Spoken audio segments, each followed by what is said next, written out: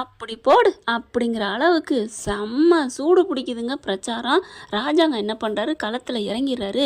ஒன்றை நம்பி இனிமேல் நான் ஒன்றும் பண்ண முடியாது, நானும் வர்றேன் அப்படிங்கிற மாதிரி என்ன பண்ணுறாரு, சேது நானும் வர்றையா அப்படின்னு சொல்ல ஈஸ்வரிக்கு செம்மதான் ஆகுது. ஐயோ என்னடி இந்த மனுஷன் வந்துட்டா எல்லாரும் இறக்கப்பட்டுருவாங்களே, சேது மேலே அவ்வளவு இருக்காது அபிப்பிராயம். ஆனால் இவங்க அப்பேன் ஐயோ ராஜாங்க வந்துட்டானா என்ன ஆகுறது, இதுங்க மூணுக்கு இடிச்சுக்குதுங்க. பார்க்குறாங்க தாமரையும் ஐஸ்வர்யாவும், யார் வந்தால் என்ன நம்மளும் போவோம், சேது எப்படியும் பின்னாடி இருப்பார் தானே அப்படின்னு சொல்லிட்டு இதுங்க ரெண்டும் சரின்னு சொல்லி கிளம்பிக்கிறதுங்க. பிரச்சாரம் சூடு பிடிக்குதுங்க. எல்லாரும் ராஜாங்கத்தை பார்த்தோன்னே ஓடி வந்து ஐயா ஐயான்னு சொல்லிட்டு செம்மையாக வணக்கம் வைக்கிறாங்க. ஏன்னா அந்தளவுக்கு நல்ல மனுஷங்க அவர் நல்ல மனுஷனாக செஞ்சுருக்காரு எல்லாமே. அதே மாதிரி இங்கே தமிழ்ச்செல்வி பார்க்குது, என்னது மாமா பிரச்சாரத்துக்கு வந்துட்டாரே அப்படின்னு சொல்லிட்டு அவங்களுக்கு ஒரு மாதிரி ஆகுது. ஆனாலும் நம்ம முன் வச்ச காலை பின் வைக்கக்கூடாது அப்படின்னு துணிச்சலோட இறங்குறாங்க நம்ம தலைவி, சின்ன தலைவி நம்ம தமிழ்ச்செல்வி. பிரச்சாரம் பயங்கரமாக சூடு பிடிக்குதுங்க. நல்ல வெயில் அது இதுன்னு பார்க்காம நல்லா தாங்க உழைக்கிறாங்க, வேலை பார்க்குறாங்க. இன்னைக்கு வெயில் அலைகிறாங்க, நாளைக்கு நிழலில் இருக்க போகிறாங்க 5 வருஷத்துக்கு. ஆனால் நம்ம தான் என்ன சொல்லுவாங்கல்ல, அந்த படாத பாடுபட போகிறோம். ஆனால் இவங்க என்ன பண்ணுறாங்க, எல்லாம் முடிஞ்சு வீட்டுக்கு போனதுக்கப்புறம், என்னடி உன் மாமே உங்ககிட்ட நல்லா பேசுகிறாரா பழகுறானா, அட போமா நீ வேற அத்தை நீங்கள் வேற, எனக்கு செம்ம கடுப்பாக வருது, இவரெல்லாம் என்ன மனுஷன் ஆண்டி அப்படின்னு சொல்ல, என்ன ஏண்டி அட போங்கத்த நீங்கள் வேற அப்படின்னு சொல்லிட்டு புலம்பி தள்ளுது ஐஸ்வர்யா. கண்டுக்கவே மாட்டேங்கிறாரு. நான் எவ்வளோ காலில் விழுகிறேன், எல்லார் காலையும் பசுக்குன்னு விழுகிறேன். இங்கே பாருங்கள், என் உடம்ப பாருங்கள், என் கையெல்லாம் கருத்து போச்சு, என் முகத்தை பாருங்கள், கையெல்லாம் கருத்து போச்சு, யாருக்காக இதெல்லாம் பாடுபடுறேன், சேது மாமா கத்தனே. அவர் ஆனால் திரும்பியே பார்க்க மாட்டேங்கிறாரு. ஏண்டி அப்புறம் என்னடி பண்ணுறான், எப்போ பாரு அந்த தமிழ்ச்செல்வி பேச்சே பேசிக்கிட்டு இருக்காருத்த. என்னடி சொல்கிற, அவளைத்தான் அவனுக்கு பிடிக்காதே. பிடிக்காமல் இருந்தாலுமே பிடிக்காததுக்குன்னு அந்த பொம்பளை தான் நினச்சிக்கிட்டே இருக்கு. எப்போ பாரு தமிழ்ச்செல்வி என்ன பண்ணுறா, அவள் என்ன பிரச்சாரம் பேசுவா, அவள் என்ன பண்ணுவா, இந்த நேரம் என்ன பண்ணுறா, இறங்கி போய் நின்று ஒட்டு கேட்டு வராருன்னா பார்த்துக்கோங்க. அப்படியே அவள் நினப்பிலே இருக்காரு. அவள் இருந்து காதல் இருந்தாலும் தமிழ்ச்செல்வி நினப்பு தான், சண்டையாக இருந்தாலும் தமிழ்ச்செல்வி நினப்பு தான். போங்கத்த, எனக்கு என்னமோ சரிவல்ல. இவர் என்ன நினைப்பாரலாம், அடி மேலே அடி வச்சா அம்மி நகருண்டி, நீ என்ன நினச்சிட்டு இருக்க, பேசாமல் இரு, இன்னும் எலெக்ஷன் முடிகிற வரைக்கும் கூடவே இரு அப்படின்னு சொல்ல, அங்கே பாரு தாமரை வரா. தாமரை போயிட்டு சாவித்திரி ஆத்தாலும் மகளும், அம்மா சாவித்திரி தாமரை அப்படின்னு சொல்லிட்டு 2 பேரும் பேசி கட்டி பிடிக்க, என்னடி உன் மாமே மனசில் இடம் பிடிச்சிட்டியா, பிடிப்பேன், எல்லாத்துட்டையும் நான் நல்லா ஓட்டு கேட்குறேன், நான் பிடிக்கிறேனோ இல்லையோ அவளுக்கு பிடிச்சிடக்கூடாது, அதுதான் ஏன் எண்ணம் அப்படின்னு அதுக சொல்லி சந்தோஷமாக போக, பாத்தியாடி அவள் ஏதாவது உன்ன மாதிரி வருத்தப்படுறாளா, அவள் எப்படி சந்தோஷமாக போகிறா, அவள் பாரு அப்படின்னு சொல்ல, போங்க ஆண்டி, அவள் உண்மையிலே கருப்பு, அதனால் அவளுக்கு கண்டுக்க மாட்டா, நான் சிகப்பு, என் கலர் போச்சு, அதெல்லாம் முல்தானி மட்டி வாங்கி உனக்கு எல்லாம் பண்ணிடுறேன், நீ கவலைப்படாதடி அப்படின்னு சொல்லிட்டு கூட்டிக்கிட்டு போகிறாங்க. போயிட்டு இங்கே வாடி அப்படின்னு சித்ரா கூப்பிடுது, இவளுக்கு கொஞ்சம் மேக்கப் பண்ணி விட்றி அப்படிங்கிறாங்க. எனக்கு என்னம்மா தெரியும் அப்படி சொல்ல, போய் கூட்டிகிட்டு போடி பியூட்டி பார்லர் போய் ஏதாவது பண்ணிட்டு வா அப்படின்னு சொல்லி ஐஸ்வர்யா கூட்டிகிட்டு போகுதுங்க. நல்லா மேக்கப் இப்பெல்லாம் பண்ணி வருது. இவங்க பிரச்சாரத்துக்கு ரெடியாகிறாங்க. தாமரை பார்க்குது, ஐஸ்வர்யா பார்த்தேன் அப்படின்னு மேலே இங்கேயும் பார்க்க, என்ன பார்க்குற, நான் அழகாக இருக்கேன்னு உனக்கு போகிறேம்மையா, அதெல்லாம் ஒன்றும் இல்லை, ஏதோ பப்புன்னு வேஷம் போடுவாங்களே அந்த மாதிரி வந்திருக்கியே, ஏண்டி உன் அழகுக்கெல்லாம் என் மாமன் மயங்கிடுவான்னு பார்த்தியா, சின்ன பிள்ளைலேருந்து ஒட்டி வளர்ந்துருக்கேண்டி உசுரை கொடுத்து மாமான்னு. அப்படிப்பட்ட நானே அவர் மனசில் இடம் பிடிக்க முடியல, நீ எம்மாத்திரண்டி. பாருடி, இந்த எலெக்ஷன் முடியறதுக்குள்ள அவர் மனசில் இடம் பிடிச்சி அவர் வெற்றி கொடி வாங்கி அப்படி அந்த பரிசை வாங்க போகும்போது அந்த சேதுபதி ஆகிய நான் சொல்லையில் பக்கத்தில் எனக்கு துணையா, வாழ்க்கை துணையா இந்த ஐஸ்வர்யா தான் அப்படின்னு அவர் வாயால் சொல்ல பப்பண்டி. பார்க்கலாம் யாரை பேரை சொல்கிறான்னு. அவர் சண்டைன்னு தான் பிடிச்சிக்கிட்டு இருக்காரு தமிழ்ச்செல்வின்னு. ஆனால் மனசு முழுக்க அந்த குள்ள கத்திரிக்காய் தான் இருக்குது. அது தெரியாமல் நீ பேசுறியா, போடி இவளை அப்படின்ட்டு போயிடுதுங்க. அத்தை அப்படின்னு போயிட்டு மறுபடியும் ஈஸ்வரிட்ட போகுது. அவள் இப்படி சொல்லிட்டு போகிறத பார்த்தீங்களா, அவள் கிடக்குறா, நீ விடுமா, நீ முயற்சியுடையார் இகழ்ச்சி அடையான்னு சொல்லுவாங்க, நீ இறங்கி களத்தில் செய்ய அப்படின்னு சொல்லிடுறாங்க. அடுத்து எல்லாம் கிளம்புறாங்க. வாங்க இங்கே இருந்தால் என்ன அர்த்தம், நடந்து போய் வீடு விட்டு கேட்கணும் அப்படின்னு சொல்லி வீடு விட்டு கேட்க ஆரம்பிக்கிறாங்க. அம்மா உங்கள் ஓட்டு ஆப்பிளுக்குமா, ஆப்பிள் உடம்புக்கு சத்தானது நமக்கு தேவை அப்படின்னு சொல்ல, அங்கே அங்கே அந்த வீட்டுக்குள்ள இருக்கவங்க என்ன பண்ணுறாங்க, அந்த ஐஸ்வர்யாட்டையும் தாமரைட்டையும், ஏம்மா நம்ம ஆத்திர அவசரத்துக்கு ஊருக்கு போனோம்னா என்ன பண்ணுவோம் ஆட்டோவை கூப்பிடுவோம். அப்போ ஆட்டோ அப்போதைக்கு முக்கியம் தானே, ஆப்பிள் இல்லாமல் கூட இருந்துடலாம், ஒரு அன்னாச்சி பழம் சாத்துக்குடின்னு சாப்பிட்டுட்டு போயிடலாம். ஆனால் ஆட்டோவுக்கு என்ன பண்ணுறது அப்படிங்கல ஐஸ்வர்யா என்ன பண்ணுது, ஒரு டாக்ஸி புக் பண்ணிக்க வேண்டியதான். அதுக்கெல்லாம் எங்கே உடனே வந்து நிற்குமா, கையை தட்டுன்னு வந்து நிற்கிறது ஆட்டோ தானே, அதனாலேயே இப்போ டாக்ஸியும் வருதே அப்படிங்கிற, உன்னை மாதிரி ஆட்களுக்கெல்லாம் அது தேவைடி, எங்களுக்கு வந்து ஆட்டோ தான் முக்கியம் அப்படின்ட்டு போகுதுங்க. என்ன இதுங்க லா பேசுதுங்க அப்படின்ட்டு, சரி வா என்ன பண்ணுறது கேட்போம் அப்படின்னு உங்கள் ஓட்டு ஆப்பிளுக்குன்னு எல்லா இடத்துலையும் ஓட்டு கேட்குதுங்க. இதுக்கு நடுவில் நம்ம தமிழ்ச்செல்விக்கு எக்ஸாம் வேறு வருதுங்க, அந்த வருஷத்துக்கான படிப்பு, அந்த எக்ஸாம் வருது. அதனால என்ன பண்ணுறாங்க, மேடம் நான் எக்ஸாம் எழுதிட்டு வரட்டுமா அப்படின்னு சொல்ல, என்னம்மா கேள்வி, போய் எழுதிட்டு வா அப்படின்னு சொல்லிட்டு, அரை நாள் தானே முடிச்சுட்டு அதுக்கப்புறம் பார்த்துக்கலாம். ஆமாம் உனக்கு படிப்பு அதெல்லாம் நான் பார்த்தாலே போதும், நான் படிச்சிருக்கேன் மேடம் அப்படின்னு சொல்லிட்டு நைட்டு 1 மணிக்கு உட்காந்து படிக்குதுங்க. படிச்சுட்டு காலைக்கு பரீட்சைக்கு போகுது, நல்லபடியாக பரீட்சையை முடிச்சுட்டு வந்துடுதுங்க. பார்த்தா அவ்வளோ ஒரு சந்தோஷம். என்ன உனக்கு அவ்வளோ சந்தோஷம், மேம் நான் படித்தது எல்லாம் வந்துருந்துச்சு, ஒன்று விடாமல் எழுதி எனக்கு ஃபுல் மார்க்கே கிடைக்கும் அப்படின்னு சொல்ல, வாழ்த்துக்கள் தமிழ்ச்செல்வி அப்படின்னு சொல்கிறாங்க. அதுக்கப்புறம் இங்கே தேர்தல் எக்ஸாமும் முடிஞ்சிருச்சு அப்படின்னு தாங்க சொல்லணும். அந்த அளவுக்கு எல்லாமே பரப்புரை செஞ்சு முடிச்சிடுறாங்க.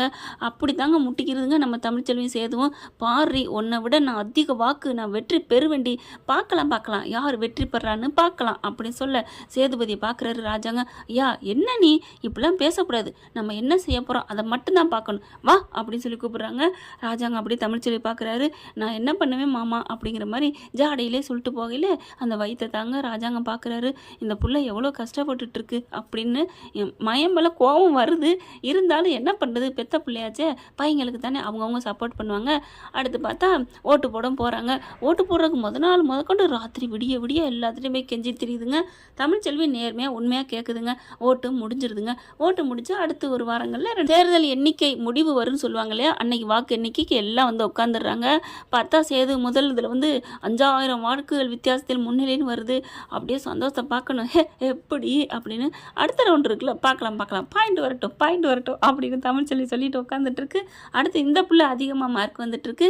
அடுத்து அன்னைக்கு தாங்க நம்ம தமிழ்ச்செல்விக்கும் நம்ம ரிசல்ட் வருது. அங்கே கேட்குறாங்க, நீங்கள் போய் பாருங்கடி, நான் என்னோட தேர்தல் வேலையை பார்க்குறேன் அப்படின்னு அவங்க ஃப்ரெண்டுக்கு சொல்லியிருந்தா, அந்த பிள்ளை ஜெனியும் போயிட்டு பார்க்குது. பார்த்தா Tamilselvi first rank, full and full mark. அப்படியே கால் பண்ணால் பார்க்குறாங்களா, டக்குன்னு சைலண்ட் தான் போட்டிருக்காங்க, எடுத்து காதில் வைக்குது. தமிழ்ச்செல்வி சூப்பர்டி, வாழ்த்துக்கள், வாட்ஸ்அப்பை பாரு அப்படின்னு சொல்ல பார்க்குறாங்க. தேங்க்ஸ் டி ஜெனி அப்படிங்கிற எல்லாரும், என்ன சத்தம் அப்படிங்கிறாங்க. சாரி சார் அப்படிங்கிறாங்க. என்னம்மா என்ன அப்படிங்கிற, சார் ஒன்று சொல்லிக்கிறேன், என்ன இல்லை சார் ஒன்றும் இல்லை அப்படின்னு சொல்லிடுறாங்க. அப்படியே ரொம்ப சந்தோஷம் தமிழ்ச்செல்விக்கு. அடுத்து வாக்குகள் வித்தியாசத்தை சொல்லிக்கிட்டு இருக்காங்க. எண்ணிக்கையெல்லாம் முடிஞ்சிருதுங்க. கடைசி சுற்று வரைக்கும் முடிஞ்சதில் பார்த்தீங்கன்னா, கடைசியாக இறுதி சுற்றின் முடிவு நிலவரத்தில் சேதுபதி தான் வெற்றி பெறார் அப்படின்னு சொல்கிறாங்க. அப்படியே தமிழ்ச்செல்விக்கு ஓட்டு போட்டவங்களாம், நாங்கள் உங்களுக்கு தான் போட்டோம் அப்படின்னு எல்லாரும் சொல்கிறாங்க. தமிழ்ச்செல்வி ஒரு மாதிரி ஆகுறாங்க. பரவாயில்ல, வெற்றி தோல்வி சகஜம், இதில் என்ன இருக்குது அப்படின்னு சொல்கிறாங்க. சரின்னு சொல்லிட்டு, சரி எத்தனை வாக்குகள் வித்தியாசத்தில் வெற்றி பெற்றிருக்கார் அப்படின்னு பார்த்தா, ஒரே ஒரு வாக்கு வித்தியாசத்தில் நம்ம சேது வெற்றி பெற்றிருக்கிறார் அப்படின்னு சொல்கிறாங்க. பார்த்தா அப்படியே தூக்கி வாரி போடுது. என்னது ஒரு ஓட்லையா, என்னையா சேது ஒரு ஓட்டில் தான் நீ ஜெயிச்சிருக்கியா, அதுக்கு நீ ஜெயிக்காமல் இருந்திருக்கலாமே, எல்லாம் சரி சமம் தானே, ஈக்குவல் தானே, இதில் என்ன இருக்குது அப்படின்னு ஒருத்தவங்க பேச ஆரம்பிக்கிறாங்க. ஆனால் இந்த பக்கத்து என்ன தமிழ் இப்படி போச்சு அப்படிங்கிறாங்க. விடு தமிழ், நீயும் புதுசாக இப்போ தான் களத்தில் இறங்கி பாதிக்கு பாதி பிடிச்சிட்டேன்னா அப்போ நீ பெரிய கில்லாடி தானே, அவங்க இத்தனை வருஷம் பழந்துன்னு கொட்டை போட்டேன்னு சொல்லுவாங்க, அவங்களே ஒரு ஓட்டு வித்தியாசத்தில் ஜெயிச்சிருக்காங்க அப்படி சொல்ல. ஆனால் ஜெயிச்சிட்டாருன்னு சொன்னோடனே சேது ஆட ஆரம்பிச்சிடறாரு. ஒரு ஓட்டு வித்தியாசம்னு சொன்னோடனே கொஞ்சம் மனசு இப்படியே ஒரு மாதிரி ஆகுது. மாப்பிள்ள விடியா, இதில் என்ன இருக்குது, நீ ஜெயிப்பு தானே அப்படின்னு சொல்லி ஆடுறாங்க. அடுத்து எல்லாம் வந்து அவங்க ஜெனியும் வந்துடுறாங்க. தமிழ்ச்செல்வி சூப்பர், இருந்தா நீ மருத்துவத்துறையிலே யாருமே எடுக்காத அளவுக்கு நீ ஃபுல் அண்ட் ஃபுல் மார்க் எடுத்திருக்க, நீ தான் வெற்றி பெற்றிருக்க அப்படின்னு சொல்ல, தேங்க்யூ ஜெனி தேங்க்யூ அப்படிங்கிறாங்க. அவங்க தலைவியும் பார்த்து, தமிழ் சூப்பரு, நீ இப்படி ஃபுல் மார்க் எடுத்திருக்கிறம்மா, அவங்கவுங்க பாஸ் மார்க் எடுக்கிறதே பெருசுன்னு இருக்காங்க அப்படின்னு சொல்ல, அங்கே காலேஜ்லேருந்தே வந்துடுறாங்க. ஹெச்எம்லாம் வந்து, சூப்பர் தமிழ், உன்னையும் வாழ்த்திட்டு போகலான்னு வந்தேன், எப்படி எலெக்ஷனில் எப்படி அப்படிங்கல. பரவாயில்ல மேடம், ஒரு இதில் தோத்தாலும் ஒரு இதில் நான் ஜெயிச்சிட்டேன்ல அப்படின்னு சந்தோஷமாக சொல்ல, இவ ஜெயிச்சிட்டாளா டாக்டரில் ஃபஸ்ட் ரேங்க் எடுத்திருக்காளா அப்படின்னு சொல்லி மனசில் நினைக்கிறாரு. இருந்தாலும் நம்ம ஜெயிச்சிட்டோம்ல, இதை கெத்த விடக்கூடாது அப்படின்ட்டு என்ன எப்படியோ 1 ஓட்டோ 2 ஓட்டோ நாங்கள் ஜெயிச்சிட்டோம்ல அப்படின்னு சொல்ல, 1 ஓட்டில் ஜெயித்தவங்களுக்குலாம் என்ன அப்படி ஒரு இது அப்படின்னு சொல்லிட்டு இந்த இந்த ஜெயிப்பெல்லாம் தூக்கி கொண்டு போய் ஒன்றும் சொல்லலை விடுங்க அப்படின்னு சொல்லிட்டு தமிழ்ச்செல்வி போகிறாங்க. ஹே நில்லுடி நில்லு, எங்கே போகிற, நான் தான் ஜெயிச்சிருக்கேன் போதுமா அப்படின்னு சொல்லி போக பா அப்படின்னு சொல்லிட்டு திரும்பி போயிடுறாங்க. கிளம்பி போயில இங்கே அவங்க அப்பா அம்மா பார்க்குறாங்க. நல்ல வேலை நம்ம பிள்ளை தோத்துட்டா அப்படி சொல்ல, என்னம்மா தோத்துட்டேங்கிறத அவ்வளோ சந்தோஷப்படுற, பின்ன என்னடி பண்ண சொல்கிற, எவ்வளோ சந்தோஷமாக இருக்குது தெரியுமா, ஏம்மா நீ ஜெயிச்சிட்டா அப்புறம் மாப்பிள்ளை உன்னை முழுசாக வெறுத்துருவாருடி, அதுக்காக தாண்டி, அப்போது இன்னும் நான் அவரோட வாழ்வேன்னு நினைக்கிறியா அப்படி சொல்ல, ஏன்டி இப்படிலாம் பேசுகிற, நீ என்னைக்கு இருந்தாலும் வாழணும் தானே, அதெல்லாம் வாயை மூடுமா அப்படி சொல்லிட்டு கோவம் வருது அவங்களுக்கு. அடுத்து மெல்ல அடுத்தடுத்தவங்களாம் எல்லாம் வெளியில் போகிறாங்க. அந்த எதிர்கட்சிக்காரங்க காசு கொடுத்து நீ வந்து எங்களுக்காக பிரச்சாரம் பண்ணு சொன்னாங்க இல்லையா, அவங்க என்ன பண்ணுறாங்க, போச்சியா எனக்கு தெரியும் அந்த தமிழ்ச்செல்வி பிள்ளையை வான்னு கூப்பிட்டேன், வந்தாளா வர மாட்டேன்ட்டா, அவளுக்கு நான் கோடியாக கொட்டி தரேன்னு சொன்னேன், இப்போ அவளும் தோற்று போயிட்டா, நம்ம பக்கம் வந்து பிரச்சாரம் மட்டும் பண்ணியிருந்தா எவ்வளோ பணம் கொடுத்துருப்பேன், ஆனால் அவள் காசுக்கு கொஞ்சம் கூட அடி பண்ணிய மாட்டேன்ட்டா, நான் அப்படிலாம் வந்து பிரச்சாரம் பண்ண மாட்டேன்னு சொல்லிவிட்டா, இல்லைன்னா அவள் இந்நேரம் எப்படி ஜெயிச்சிருப்பா, இல்லைன்னா நம்மளும் ஜெயிச்சிருப்போம், நம்மளும் தோத்து அவளும் தோத்து அப்படியே அவங்களே தனக்கு தானே பேசிட்டு இருந்தா, தமிழ்ச்செல்வி தான் போறாள் அப்படின்ட்டு இந்தம்மா பொண்ணு அப்படின்னு சொல்ல, தமிழ் அப்படின்னு கூப்பிடுறாங்க. திரும்பி பார்க்குறாங்க. என்ன அப்படிங்கிற மாதிரி, உனக்கு தேவையா, நீ தோத்துட்டு இப்படி அசிங்கப்பட்டு போற, எங்ககிட்ட வந்து பிரச்சாரம் மட்டும் பண்ணியிருந்தீங்கன்னா காசு உன் காலடியில் கொட்டி கொடுத்துருப்போமே அப்படின்னு சொல்ல, உங்கள் காசு யாருக்குங்க வேணும், உங்கள் காசை வாங்கி நான் அதில் வாழணுமா, அப்படி வாழ்றதா என் மாமனார் வீட்டிலே நான் வாழ்ந்துருக்கலாமே. இந்த தமிழ்ச்செல்வியை பொறுத்த வரைக்கும் காசு வாழ்கிறதுக்கு தேவைக்கு அடிப்படைக்கு தேவைக்கு தான் முக்கியமாக நினைப்பா, மற்றபடி காசு தான் பேய்ங்கிற மாதிரி ஆளு நான் இல்லை, எனக்கு தேவை இல்லை, உன் காசை வாங்கி நான் என்ன பண்ண போகிறேன், அதை என்ன பிச்சு திங்கவா போகிறேன், நான் உழைச்ச காசுக்கு நான் சாப்பிட்டுக்கிறேன் 3 வேளை சாப்பாடு, அது போதும், அதை விட்டுட்டு இது வரைக்கும் என்னை படிக்க வச்சு நான் +2 படித்து அடுத்து நீட் எக்ஸாம் எழுதி அடுத்து இந்த மாதிரி டாக்டருக்கு இந்த அளவுக்கு நான் வந்திருக்கேன்னா அதுக்கு முழுக்க காரணம் என் புகுந்த வீடு, என் மாமனார், என் புருஷன் தான், அதை நான் நன்றி மறக்கவே மாட்டேன். அப்படி இருக்கையில் அவங்களுக்கு எதிராக நான் வந்தால் உங்கள்கிட்ட நீ கொடுக்குற அல்ப காசை வாங்கிட்டு நான் ஓட்டு போடுவோம், எலெக்ஷனுக்கு வந்து நிற்பேன்னு நினச்சியா, தேர்தல் பிரச்சாரம் பண்ணுவேன்னு நினச்சியா, அதனால தான் நான் அன்னைக்கு உன்னை வேணான்னு சொன்னேன், இன்னைக்கு என்ன வந்து பேசுகிறேன், இன்னைக்கு என்ன பேசுகிறேன்னா எதுக்குடி நான் பேசுகிறேன், நீ ஜெயிச்சிருக்கலாம்ல அப்படின்னு சொல்ல, இங்கே பார் மரியாதை பேசு, வாடி போடின்னு சொன்னால் அவ்வளோதான் மரியாதை. இதெல்லாம் சேது தூரத்துலேருந்து கேட்டுக்கிட்டு இருக்காரு. அவருக்கு கை துடிக்குது. வாடி போடின்னு சொன்னோன்னே அப்படியே கருப்பு பிடிச்சிக்கிறாரு. வேணாம் மாப்பிள்ள நில்லு மாப்பிள்ள அப்படின்ட்டு, என்னம்மாம்மா அப்போ அவள் பிரச்சாரம் பண்ண காசு வாங்கிட்டு பண்ண ஒத்துக்கிட்டேன்னு சொன்னதெல்லாம் உங்கள் சின்னம்மா பொய் சொல்லியிருக்குப்பா, ஏன் இப்படி சின்னம்மா சொன்னாங்க, அதனால நான் இவன் மேலே கோமா இருந்தேன் அப்படின்னு சொல்லி அவர் ஒரு மாதிரி ஆகுறாரு. அதுக்கப்புறம் 2 பேரும் சண்டை வருதுன்னு வைங்களேன். தமிழ்ச்செல்வி அந்த ஆள் ரொம்ப பயங்கரமாக திட்டுறாங்க. மரியாதையாக போயிருங்க அப்படின்னு சொல்லிட்டு சொல்லிடுறாங்களா, நீ ஒரு காலமும் முன்னுக்கு வர முடியாதுமா, நீ இப்படி தெரிய வேண்டியதான், தான் வயிற்றுல பிள்ளைய வச்சிருக்க, அது பிறந்ததுக்கப்புறம் அதுக்கு மருத்துவ செலவு கூட ஐயா அம்மான்னு நீ கெஞ்சிட்டு இருக்கணும், அட போமா அப்படின்ட்டு போகிறாங்க. தமிழ்ச்செல்வி பார்த்து போயா அப்படின்னு சொல்லிட்டு போக, பாத்தியாடி என்னென்ன பேசுகிறாங்க, அம்மா ஊர் 1000 பேசுமா, அதெல்லாம் நீ நினைக்காதவா அப்படி சொல்லிட்டு கிளம்பி போகிறாங்க. சேதுவுக்கு அப்படியே குற்ற உணர்வு வருதுங்க. அப்படியே ஒரு மாதிரியா தலையை தொங்க போட்டு வராரு. அப்போ நம்ம அவளை திட்டமே அப்படின்னு சொல்லிட்டு, சரி விடு மாப்பிள்ள, இப்போ என்ன அதனால் என்ன அப்படின்னு சொல்லிட்டு அவங்க சந்தோஷம் கொண்டாட முடியல 1 ஓட்டில் ஜெயிச்சதுனால. அப்போ அந்த மகளிர் இயக்க தலைவி இருக்காங்களே அவங்க வராங்க. சேது வந்து பார்க்குறாங்க. அப்படிங்கிற மாதிரி திரும்புறாரு. என்ன சேது அசால்ட்டாக திரும்புறீங்க அப்படின்னு சொல்ல, என்ன எனக்கு எதிராக அவளை தூண்டி விட்டது நீங்கள் தானே, அப்புறம் என்ன அப்படி சொல்ல, அதுக்கப்புறம் பார்க்குறாங்க. உனக்கு இது மட்டும் தானே தெரியும், வேற இன்னொன்று தெரியாதுல்ல அப்படிங்கல. என்ன தெரியாது அப்படிங்கிற மாதிரி பார்க்க, நீ 1 ஓட்டில் ஜெயிச்சேன்னு சொல்லிக்கிறியே, அந்த 1 ஓட்டு யார் போட்டது, அந்த ஓட்டு யாரால நீ ஜெயிச்சேன்னு தெரியுமா அப்படிங்கல. சேது நிமிந்து பார்க்குறாங்க. ஏன்னா நீனே உன் ஓட்டை உனக்கு போட்டுக்கலையே, அதுவும் எனக்கு தெரியும் அப்படிங்கல. எப்படி தெரியும் அப்படிங்கிற மாதிரி பார்க்குறாங்க. ஆமாம் உன் ஓட்டே நீ போடலை, ஆனால் அதுக்கு பதிலாக உனக்கு அந்த 1 ஓட்டை போட்டு ஒன்றை ஜெயிக்க வச்சது யார் தெரியுமா அப்படிங்கல.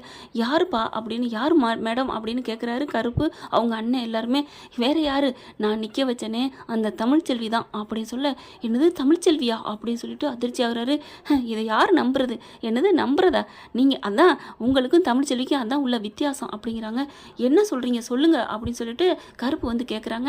ஆமாம் இதுதான் உண்மை, கரெக்டாக ஓட்டு போடுற அன்னைக்கு ஒரு அம்மா ரொம்ப சீரியஸாக கிடந்தாங்களா அப்படிங்கல. ஆமாம் அப்படிங்கிறாங்க. கர்ப்பிணி பொண்ணு குழந்தை வைக்க முடியாமல் யாருமே இல்லாமல் அழுதுட்டு கிடந்தாங்களா. ஆமாம் அப்போ நீ அந்த பொம்பளை தூக்கிக்கிட்டு ஓடினியா ஆஸ்பத்திரிக்கு அப்படி சொல்ல, இதெல்லாம் எனக்கு உங்களுக்கு எப்படி தெரியும், எல்லாம் தெரியும், கூட்டிக்கிட்டு போய் ஆஸ்பத்திரியில் நின்று யாருமே இல்லை, அவன் புருஷன் இல்லை, அவன் இந்த பொண்ணு பாவம்னு சொல்லி கடைசி வரைக்கும் ஒரு ஓட்டு போனாலும் பரவாயில்லன்னு நீ நின்று காப்பாத்தினியா அப்படின்னு சொல்ல அப்படி பார்க்குறாரு. ஆமாம், இதில் என்ன இருக்குது அப்படிங்கிறாங்க. அது எல்லாம் தமிழுக்கும் தெரியும் அப்படின்னு சொல்கிறாங்க.